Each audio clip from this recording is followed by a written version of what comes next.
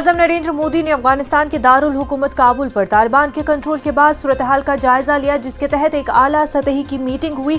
खबरों के मुताबिक मीटिंग में यह बताया गया है कि हुकूमत अफगानिस्तान के हालात पर नजर रखे हुए हैं। वाज़ेह है कि मीटिंग में जहां अफगानिस्तान के हालात का जायजा लिया गया, वहीं अफगानिस्तान में फंसे हुए हिंदुस्तानियों की हर मुमकिन मदद की यकीन दहानी कराई गई।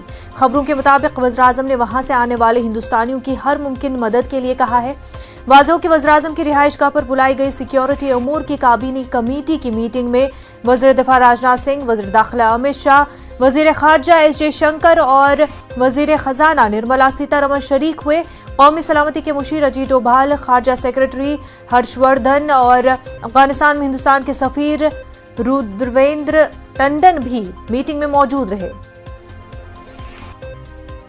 हमारे नुमाइंदे अनूप इस वक्त हमारे साथ जुड़ चुके हैं। अनूप, वज़ीर आज़म की सदारत में मीटिंग हुई जिसके तहत जो है अफगानिस्तान में हालात किस तरह से बने हुए हैं उस पर जायजा लिया गया।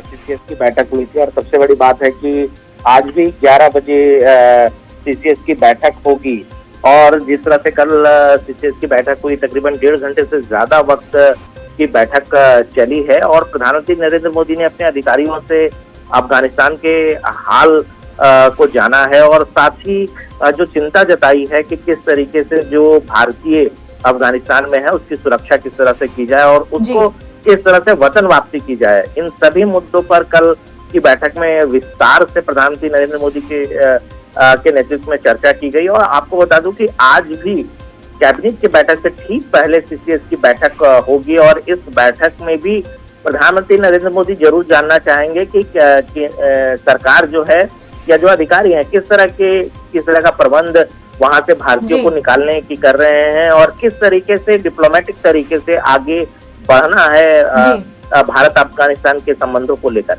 जी बिल्कुल अनूप, बेहद शुक्रिया आपका।